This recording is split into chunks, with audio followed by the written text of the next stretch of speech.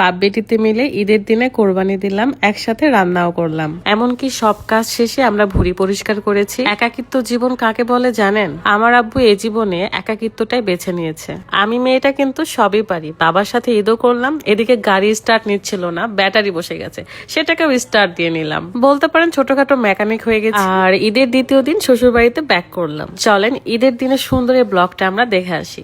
আমার আব্বু যেহেতু একা মানুষ, তাই একটা ছোট খাসি কোরবানি দিয়েছি। তবে ইচ্ছা আছে আমাকে যদি আল্লাহ বাঁচায় রাখে তাহলে সামনের বছর একটা গরু কোরবানি দেবো। আমার ভাবি এবং বাচ্চাগুলো এত ভালো, মাশাআল্লাহ, আল্লাহ তাদের অনেক দিন বাঁচিয়ে রাখুক। আমার মেয়েটাকে সাজিয়ে গুছিয়ে রেখেছিলাম, সে ঘুরে বেড়াচ্ছে ইচ্ছা মতো, আর আমি কাজ করে বেড়াচ্ছি। আমার আব্বুর দিকে তো তাকানোই যাচ্ছিল না, ভুঁড়িতে একদম গোবর ভর্তি হয়ে গেছে গা। বাইরে কোরবানি দিয়েছিল এবং সেগুলোকে পিস পিস করে কেটে বাড়িতে নিয়ে আসা হয়েছে। আমার আব্বু কি যে খুশি ছিল এবং তার খুশি দেখে আমার ভালো লাগছিল। অনেকেই অনেক কথা বলেছেন যে আমি বাবার বাড়িতে কেন, আমার সাথে আমার হাজবেন্ডের কোনো ঝামেলা হয়েছে কিনা। ভাই, আমি স্বাধীন একটা মেয়ে। আমাকে আমার হাজবেন্ড যেমন স্বাধীনতা দিয়েছে সেরকম ভালোবেসেছে।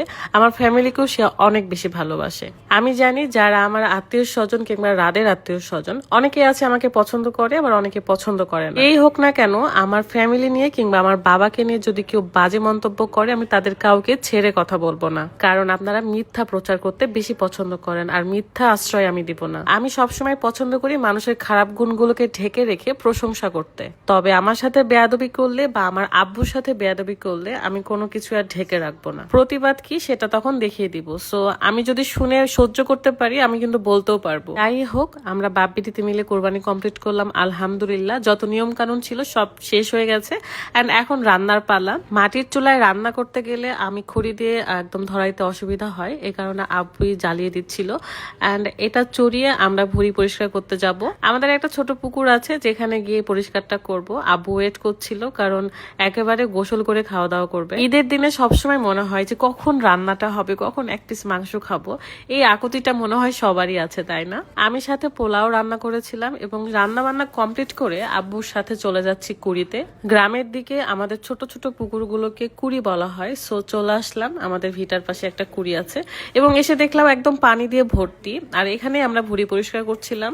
এত সুন্দর লাগতেছিল আশেপাশের ওয়েদার, দেখেন। মানে সামনে আবার জমি ছিল, সেই জমিতে এতগুলো হাঁস এসেছে আমার কাছে। গতবার তো আমি ঈদের দিন দুপুর এসেছিলাম, আপনারা প্রায় জানেন যারা আমার ভিডিও দেখেন। সো এবার আমি চেয়েছিলাম যে আব্বুর কাছে থেকে কোরবানি দিয়ে তারপরে শ্বশুর বাড়িতে যাব। ঈদের এই একটা দিন অনেক বেশি কাজের আর অনেক বেশি পরিশ্রম করতে হয়। এই তো মাশাআল্লাহ সুন্দর একটা স্মেল আসতেছিল খাসির মাংসের। ঈদের দিন খুব ভালো কেটেছে আলহামদুলিল্লাহ। এবং পরের দিন আমি রেডি হয়ে গাড়ি স্টার্ট দিব। এই মুহূর্তে দেখি গাড়ি স্টার্ট নিচ্ছিল না, কারণ গাড়িটা 2 দিন ধরে চালানো হয়নি, ব্যাটারি বসে গেছে, চার্জ ছিল না, তাই স্টার্ট নিচ্ছিল না। সো ডিক্কিতে দেখলাম যে এই রাত একটা মেশিন কিনে রেখেছিল, যেটা দিয়ে আমি স্টার্ট দিলাম। যদিও বা এটা আমি আকাশের কাছ থেকে শিখেছি, আমার ফ্রেন্ড আকাশ।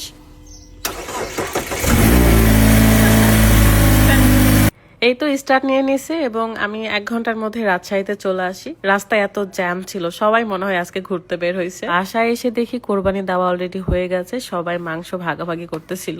যদি সম্ভব হয় তো আমি এই ব্লগটা আবারও করব, যদি ঠিক মতো করতে পারি আর কি। সো ভালো থাকবেন সবাই, আল্লাহ হাফেজ, আসসালামু আলাইকুম।